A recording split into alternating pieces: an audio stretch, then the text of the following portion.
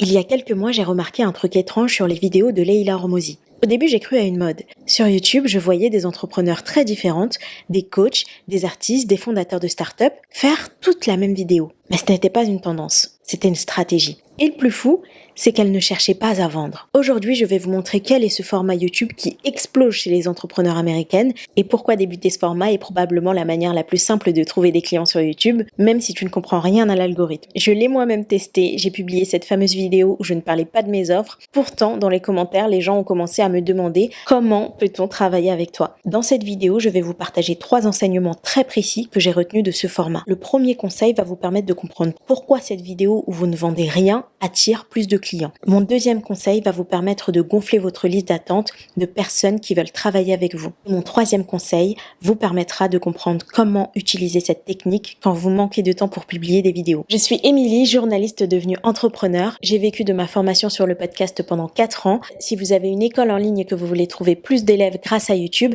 je vais partager pas mal de vidéos sur le sujet, alors abonnez-vous. Conseil numéro 1, ne vendez rien. Dans les contenus d'entrepreneurs, sur YouTube notamment, on a quand même une vision édulcorée de l'entrepreneuriat. Dans l'entrepreneuriat féminin, on est moins dans les Lamborghini et dans tout ce qui peut être vraiment très bling bling, mais il y a quand même une image de perfection, ne serait-ce que par le physique de la personne ou son train de vie. Prenons Leila Hormozi par exemple, qui est millionnaire, qui est multimillionnaire, qui a plusieurs entreprises, qui a une vie qui est totalement inaccessible pour beaucoup, pour une majorité de personnes sur YouTube. Elle donne des conseils face cam, c'est-à-dire qu'elle est assise comme ça, comme je le suis en ce moment. Mais il y a 2 ans, elle a commencé à faire des vidéos extrêmement différentes, où on la voyait dans sa salle de sport, on la voyait en salle de réunion, on la voyait discuter avec des collaborateurs et en train de douter, à la limite des larmes, là, en train de nous montrer les coulisses de son business. La stratégie de Leila Hormozi et de beaucoup d'entrepreneurs, notamment aux États-Unis, parce que je le vois un petit peu moins en France, c'est de documenter ses journées de travail. C'est ce qu'on appelle le building in public. Vous avez sûrement une idée de business, de projet, où vous travaillez en ce moment sur, voilà, votre école en ligne ou votre produit, et vous le faites à l'abri des regards. Et ça, c'est une erreur. Surtout lorsqu'on veut développer une audience. La force du building in public, c'est de tout montrer. De montrer l'envers du décor, de montrer le work in progress, de montrer vos doutes, de montrer vos échecs, de montrer vos réussites. Tout ça, on veut le vivre avec vous. Et c'est vrai que aujourd'hui, les entrepreneurs montrent beaucoup leurs résultats. Même moi, quand je vous dis que j'ai une formation sur le podcast pendant 4 ans et que j'en ai vécu, c'est vrai que je me dis oui, c'est vrai que j'aurais dû tout filmer. Et la première fois que j'ai lancé mon offre, c'était tellement dingue, j'étais dans ma chambre qui était mal rangée chez mes parents.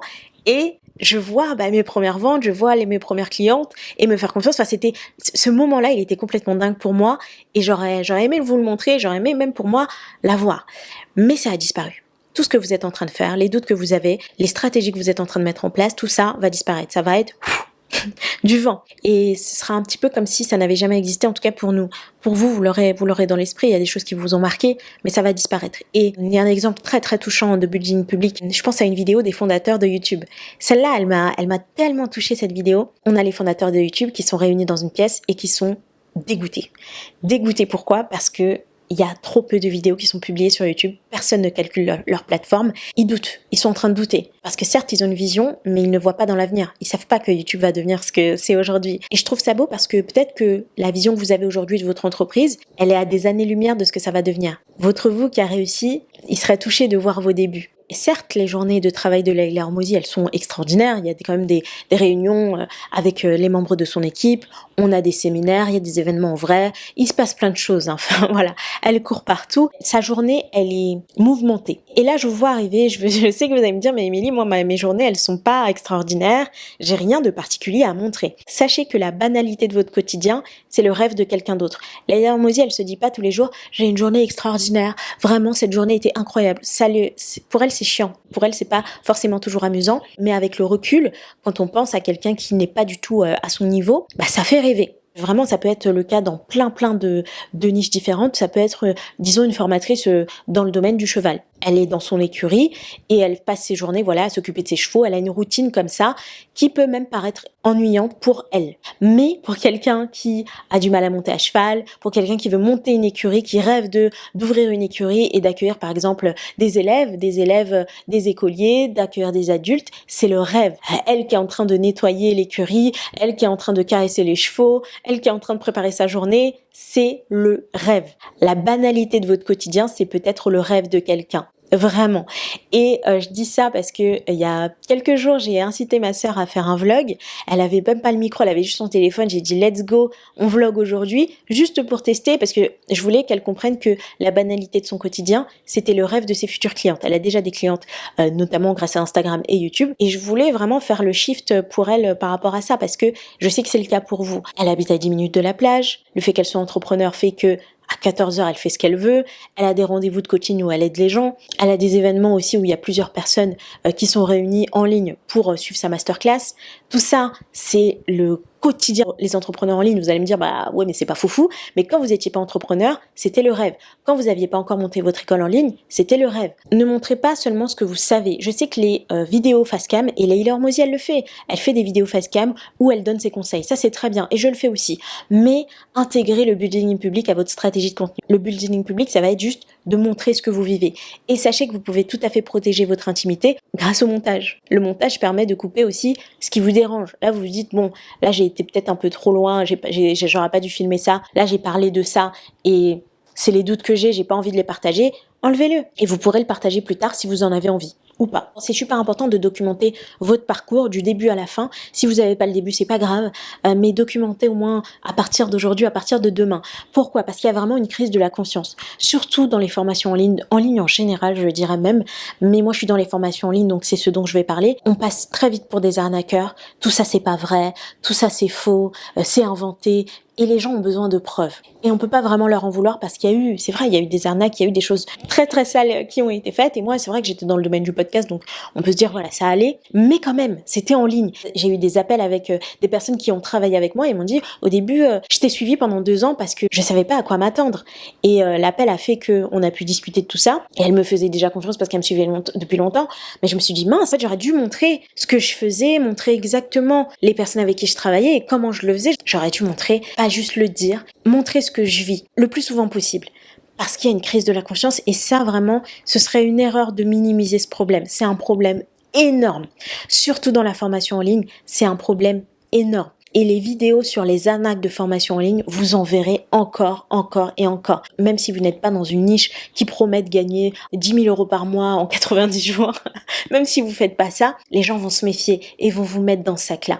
Et le fait de montrer votre travail, de montrer les coulisses de votre travail, ça peut aider. Ça va aider. Le fait de suivre votre aventure, c'est une manière de commencer un petit peu à travailler avec vous. Vous avez sûrement remarqué sur YouTube, les gens aiment être les premiers à commenter une vidéo. Et c'est le cas dans beaucoup de domaines, notamment dans l'entrepreneuriat. Quand vous avez une offre, quand vous avez un produit ou une formation en ligne ou que sais-je, vous devez attirer les bonnes personnes sur la courbe d'adoption. La courbe d'adoption, c'est une manière de hiérarchiser les personnes qui adoptent un produit, une pratique très très tôt, extrêmement tôt dans le processus. On a les précurseurs, les visionnaires, les pragmatiques, les conservateurs et les retardataires. Ceux qui vont nous intéresser, notamment dans notre stratégie de building in public, ce sont les précurseurs. Les précurseurs sont les personnes qui vont regarder votre vidéo, qui vont vous regarder en train de travailler peut-être sur un produit qui n'est même pas encore sorti et qui vont avoir hâte d'être les premières personnes à pouvoir bénéficier de ce produit, de cette formation. Puisque vous allez montrer les coulisses, vous allez pouvoir aussi montrer ce que vous préparez. Là, je suis en train de travailler sur ça et ça va sortir. Le meilleur moyen d'attirer l'attention des précurseurs, c'est de ne rien vendre, mais de tout montrer. Montrez ce que vous êtes en train de faire et eux verront si ça leur plaît ou pas. J'aimerais beaucoup que vous analysiez votre quotidien. Je prends l'exemple de ma sœur parce que c'est pas du tout mon univers à moi et pourtant je pense que le budget public, c'est une stratégie qui va avec tout le monde. Quand elle négocie avec les fournisseurs pour le matériel de ses élèves, quand elle est en train de coacher quelqu'un, quand elle est en train de faire des fiches de révision pour que ses élèves n'aient pas à le faire, avant même de les proposer, elle pourrait leur dire voilà, je suis en train de travailler sur ces fiches-là et je sais très bien que dans les commentaires, les gens diraient quand est-ce qu'on peut se procurer les fiches ? Moi, j'ai du mal à réviser, où est-ce qu'on peut les trouver ? Est-ce qu'il y a une liste d'attente ? Est-ce qu'il y a quelque chose comme ça ? C'est sûr. Et je le sais parce que c'est arrivé pour moi. Je travaillais sur une offre et j'avais créé une série de vidéos où j'expliquais que j'allais tout documenter, que j'allais leur partager mes doutes, comment je faisais le site, comment je faisais tout. J'ai tout partagé mais c'était facile de remplir ma liste d'attente. Ma liste d'attente était pleine grâce à cette stratégie du building public. J'ai envie que mon prochain projet soit créé sous vos yeux. C'est ce qu'on appelle le building in public. Ça veut dire que je vais pas vous montrer ce projet-là une fois qu'il sera terminé. Je vais vous le présenter en même temps que je vais le faire. Il y a quelque temps, la réussite d'une de mes stories Instagram m'a beaucoup perturbée parce que je suis pas beaucoup en story. J'ai partagé une simple vidéo de ma sœur et moi en train de déjeuner face à la mer. Et j'avais mis un petit message et ça avait pas mal marché, donc je me suis dit, je vais le mettre en vidéo, je vais le mettre en Reels et on verra. Moi, je vais vous le mettre à l'écran ce que j'avais noté. Et elle a fait 22 000 vues. Et c'est vrai que il n'y avait pas de sujet particulier, mais ça avait marché parce que le quotidien de ma sœur et moi n'est pas tout à fait normal. Le fait de pouvoir être n'importe où en France ou dans le monde, c'est pas normal. C'est pas normal puisque je peux habiter près de chez ma sœur, face à la mer, alors que si mon boulot était à Paris, je serais obligée d'être à Paris. Si mon boulot était à Amsterdam, je serais obligée d'être à Amsterdam. Là, je peux travailler et demain déménager. Enfin, c'est pas normal. Et c'est vrai qu'on nous voyait libre. Et le fait d'incarner plutôt que de dire, c'est fort. C'est plus fort. Le building public, tout simplement, c'est du making-of. Pensez au film. Le cinéma, bon, on préfère voir le film tel que le réalisateur l'a pensé. Et pourtant, il y a des vidéos de making-of qui sont diffusées. C'est pas terrible visuellement, il y a un fond vert, il y a des fils de partout. On pourrait même croire que ça casse la magie. Alors pourquoi ça fait des millions de vues ? Conseil numéro 2. Montrez votre travail. L'important, c'est quand même d'incarner ce que vous faites. Imaginons vous donner des conseils, disons, dans les cheveux. Eh bien, un vlog où vous vous occupez de vos cheveux, mais ensuite vous allez vous poser avec, je ne sais pas moi, votre cousine ou votre frère, et vous allez parler des cheveux de la personne et lui dire, mais voilà, tu devrais faire ça, utiliser ces produits-là. On vous voit en train d'exercer votre métier, tout simplement. Et une personne qui a besoin de vos offres, de vos services, ça l'intéresse. Ça l'intéresse de vous voir en action. Il y a un espèce aussi un capital sympathie, le fait de vous voir et de se dire, ah, j'aime bien sa personnalité, la personne elle est marrante. Moi, étant donné que je suis journaliste de formation, je peux avoir un ton très dur et le fait de faire des vlogs, ça détend l'atmosphère et je peux montrer ma vraie personnalité, même si à partir du moment où il y a une caméra, c'est vrai que ça met un filtre, c'est comme ça. Et l'idée c'est juste de partager un bout de mon quotidien et pas tout mon quotidien. Je vous ai parlé de Leila Hormozi et de ces fameux événements. Il y a plusieurs années, j'ai vécu à Bali et on m'a envoyé un mail me disant voilà, on aimerait que tu fasses une conférence. Et c'est la première conférence que je faisais. Et au lieu de pas le partager, et c'était une conférence sur mon expertise qui était à l'époque le podcast. Aujourd'hui, je suis sur YouTube et je donne des conseils pour se développer sur YouTube, mais à une époque, c'était le podcast. C'était l'occasion de montrer ce que je savais faire. Je donne une conférence sur le podcast à l'hôtel de ville de Bordeaux. Vu que je suis une grande introvertie, j'ai l'habitude de me cacher derrière mon micro. Mais cette fois, je vais essayer de relever le défi et de sortir de ma zone de confort. Donc j'ai documenté ma journée, moi qui stresse, et c'est vrai, c'était ma première conférence, donc j'allais pas dire bonjour, je suis Émilie et j'ai été invitée pour cette conférence qui est ultra importante, voici comment je la prépare, j'ai décidé de faire ça. Non, j'ai juste dit que j'avais peur et que je suis introvertie. Et voilà, je vous embarque dans ma journée et dans les commentaires, qu'est-ce qui s'est passé ? Comment on fait pour travailler avec toi ? Voilà, on m'a demandé ça, alors que j'ai juste partagé une journée classique où voilà, je devais corriger des podcasts de mes élèves, je donnais des cours à des masters à un moment donné, et ça pourrait être d'une banalité sans nom pour plein de gens qui font des conférences, mais pour les gens qui ne font pas encore de podcast ou qui s'intéressaient à ça, c'était beaucoup. Je vous dis pas de faire uniquement ce type de vidéo, allez regarder la dernière vidéo que j'ai publiée sur les types de vidéos à poster sur YouTube, mais ça c'est énorme, le fait de faire du building public, de montrer ce que vous êtes en train de faire, de documenter vos journées, c'est énorme, c'est vraiment quelque chose que vous devez faire, surtout c'est facile. Franchement, c'est quand même un contenu qui est pas compliqué parce que vous n'avez pas besoin d'être parfaite, vous avez juste besoin de dire voilà où je suis maintenant, voilà ce que je vais faire, voilà mes doutes, voilà ce que je compte faire et c'est tout. Vous documentez, vous montez de manière chronologique et c'est tout. C'est tout, il y a rien de plus à mettre. Un message aussi qui est très important que je veux vous partager, c'est que vous êtes suffisante. Juste vous, c'est suffisant. Votre quotidien est suffisant. Et si votre quotidien n'est pas suffisant, je vois pas qu'est-ce que vous faites dans l'entrepreneuriat. Pourquoi je dis ça ? Parce que si vous voulez vendre quelque chose à quelqu'un, c'est que vous avez déjà quelque chose à offrir. Vous avez une offre. Vous avez soit des connaissances, il y a quelque chose. Forcément. Moi, j'étais dans le domaine du podcast et j'avais plein de choses à faire. Déjà, j'avais fait des podcasts. J'avais plein de choses à dire dessus et à montrer dessus. Si vous êtes dans l'entrepreneuriat ou que vous voulez vraiment vous lancer, c'est quand même bizarre si vous n'avez rien à montrer. Réfléchissez bien. Je ne parle pas de la vie d'une célébrité. Je parle juste de votre quotidien tel que une future cliente se l'imagine. Et justement, le fait de se dire oui, mais moi, c'est plutôt banal. Je pense que c'est ce qu'il faut. Je pense que c'est vraiment ce qu'il faut sur YouTube. C'est de la banalité.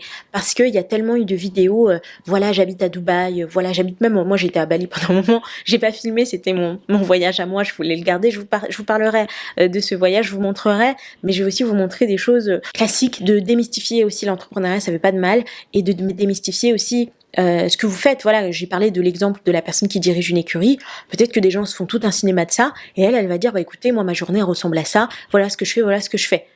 Et c'est tout. Et la personne sera fascinée ou pas. Ce sera à elle de décider. Leila Hormozi, elle fait des millions de vues, donc forcément, lorsqu'elle publie des vidéos, même si c'est juste sa vie qu'elle vlogue et qu'elle montre, voilà, le fait qu'elle montre les coulisses de son business, ça va lui rapporter énormément de clientes. Pour nous, c'est quand même un petit peu plus compliqué. Et quand je vous dis que vous n'avez pas besoin de parler de vos offres, c'est vrai. Mais, je mettrai un mais à ça, c'est que c'est quand même une occasion d'expliquer aux gens comment travailler avec vous. Par là, je pense à la deuxième expérience, voilà, quand j'ai commencé, la première fois que j'ai fait des vlogs, c'était pour le podcast, et ensuite, j'ai fait un membership dev perso. J'ai voulu justement documenter toute l'aventure. J'avais envie de tenter cette aventure du building public, et je voulais pas arriver avec bonjour, je travaille sur ça depuis des mois, achetez-le. Je voulais pas faire ça. Ce que j'ai dit, c'est je suis en train de travailler sur un truc et je vais vous montrer ce que je suis en train de faire. Ce que je disais, c'est que mettez-vous sur la liste d'attente. Si ça vous intéresse, je reviendrai vers vous. Et j'allais même encore plus loin, c'est que je co-créais avec eux. Je l'ai expliqué dans la vidéo sur Kim Kardashian. Allez la regarder. Je co-créais mon produit avec eux. C'est-à-dire que lorsque les personnes s'inscrivaient sur la liste d'attente, elles étaient renvoyées vers un formulaire où elles m'expliquaient leurs problèmes et ce qu'elles aimeraient comme solution. J'avais quand même déjà pas mal de choses en tête, mais en ayant des mots précis sur leurs problématiques, j'arrivais mieux à les comprendre. Et je me disais, ok, je vais aller dans cette direction-là, je vais faire ça, je vais faire ça. Ça m'aidait moi aussi. Et il y avait cette transparence où je leur disais, ça n'existe pas et je vais le créer avec vous. Ça a marché. Au lancement, j'ai eu 46 clientes. Donc, et je vous le dis parce que je sais que ça marche. Je sais que ça marche. Maintenant, mon conseil, avec le recul, c'est quand même d'avoir une offre qui soit suffisamment chère pour que ça vaille le coup. Dans le podcast, j'ai été très chère. Dans le dev perso, je l'étais beaucoup moins. Donc, si je devais retenir une chose, c'est que dans le building public et dans d'autres types de vidéos, c'est quand même d'avoir un produit qui va vous rapporter suffisamment pour en vivre. Aujourd'hui, par exemple, ce que je fais sur cette chaîne, c'est que je documente la création de cette chaîne YouTube. Ma première vidéo a marché et j'ai expliqué voilà ce que j'avais fait. Je vous tourne ça et je vous le posterai à un moment donné pour vous montrer aussi ce que c'est que de démarrer sur YouTube de zéro. Je dis de zéro et je mets des guillemets à zéro parce que j'ai déjà une autre chaîne YouTube. Donc j'arrive quand même avec pas mal de bagages, mais je démarre quand même de zéro sur cette chaîne-là. Donc je documente tout ça et je vais documenter tout ce que je vais faire par la suite. Ça veut pas dire que je tourne une télé-réalité, c'est juste que quand j'ai quelque chose à dire, je me filme tel que je le vis maintenant, là, tout de suite. Parce que dans 5 ans, j'aurai oublié ce que j'ai vécu lorsque j'ai publié cette première vidéo et lorsque j'ai essayé de construire une chaîne qui ressemble à quelque chose sur comment avoir des clientes sur YouTube. Vraiment, si vous voulez utiliser cette technique utilisée par Leila Hormozi et beaucoup d'autres entrepreneurs, dites-vous qu'est-ce que je vis en ce moment et montrez-le en vidéo. Montrez-le en vidéo, ça nous intéresse. Et je dis ça vraiment très sérieusement, même des gens qui sont dans le domaine du potager. Voilà, ils donnent des conseils en permaculture ou en tout ce que je m'y connais pas, mais je vous donne cet exemple-là. Dire le quotidien de cette personne-là qui est en train de jardiner, ça intéresse quelqu'un qui vit une problématique dans ce domaine-là. Sachez qu'il y a des masterclass pour faire des meilleurs barbecues. Vraiment, dans le domaine des formations, il y a de tout. Il y a absolument de tout. Et tant que vous racontez pas n'importe quoi, ça va intéresser les gens. Les gens pourront toujours dire, oui, les formations en ligne ceci, les formations en ligne ça, mais il y a des livres qui sont médiocres et il y en aura encore et encore et encore. Et il y a des livres qui sont extraordinaires. Et bien, avec les formations en ligne, il va falloir se faire une raison. Il y a des formations en ligne qui sont très bien et il y en a qui sont catastrophiques. Donc, n'ayez pas peur de ça. Conseil numéro 3. Pratiquer le journaling sur YouTube. J'ai l'impression qu'avec ce type de vidéo, le budgeting public, c'est une sorte de nouvelle manière de pratiquer le journaling. Et là, ça peut être surprenant parce que voilà, le journaling, ça se montre pas, c'est très privé. Moi, depuis 2020, je pratique le journaling, j'ai des tas de carnets remplis d'histoires les plus banales les unes que les autres. Voilà, c'est juste ma vie à moi, personnelle, professionnelle, et je ne l'ai jamais montré à personne parce qu'il n'y a pas de raison. Et pourtant, le fait de faire du building public, c'est une sorte de journaling. Quand je regarde mes vidéos à moi, ou quand je regarde par exemple les vidéos de Pop Laura, que j'aime beaucoup sur YouTube, elle a documenté la création de son entreprise de céramique et j'y connaissais absolument rien. Vraiment, voilà, j'aimais bien l'esthétique, j'aimais bien la personnalité de cette youtubeuse que je ne connais pas, juste je regarde les vidéos. Ce qu'elle est en train de faire, je me dis vraiment que c'est comme du journaling parce qu'elle partage ses états d'âme, ses doutes, ses victoires. On la voit par exemple recevoir ses premiers paiements, ses premières commandes. Elle fait des tasses en céramique par exemple pour un expresso ou du matcha. On la voit pleurer à l'idée de voir sa première commande et j'ai tellement compris parce que je me souviens quand j'étais chez mes parents et que j'avais mes premières ventes, mais j'étais comme une dingue. C'était le 22 décembre 2021. Ça aurait été tellement bien de le filmer aussi. Et c'est vrai que le budgeting public, ça permet d'attirer des clientes, mais ça permet aussi de créer des souvenirs. De créer des souvenirs. Tout ce que vous êtes en train de vivre, ça va disparaître. Alors oui, ce sera dans votre esprit et ça peut être très très très net, mais ça le sera jamais autant que lorsque vous l'aurez filmé. Et c'est pas filmé forcément pour le diffuser. Si vous voulez, vous ne le diffusez pas. Ça donne de l'espoir. Ça donne de l'espoir aux autres de voir que pour d'autres ça réussit et de se dire voilà, j'étais la première. Comme je vous ai dit, les early adopters, les précurseurs aiment bien se dire moi j'étais là au moment où cette personne-là a lancé son entreprise. Moi je faisais partie des premiers. Les gens n'admirent pas que les résultats, ils admirent surtout le chemin. Et le problème, c'est que la plupart des entrepreneurs commencent à raconter leur histoire quand tout est déjà fini. Si vous êtes formatrice en ligne et que vous voulez arrêter de courir après les clientes, j'ai quelque chose pour vous. Je suis en train de créer La Source, un programme pour vous aider à construire une chaîne YouTube qui attire naturellement des clientes, sans passer 20 heures par semaine sur vos vidéos et surtout sans imaginer votre stratégie toute seule. Dans La Source, je vous donnerai une méthode claire pour savoir quoi publier, quand et surtout dans quel ordre. L'objectif est simple, faire en sorte que YouTube travaille pour votre business et pas l'inverse. Si vous voulez faire partie des premières formatrices accompagnées, remplissez le formulaire juste en dessous. Soyez la plus précise dans vos réponses, ça me permettra de vérifier si le programme est fait pour vous. Et si votre candidature est retenue, je vous recontacterai par mail. Pour ma part, je vous dis à bientôt dans une prochaine vidéo.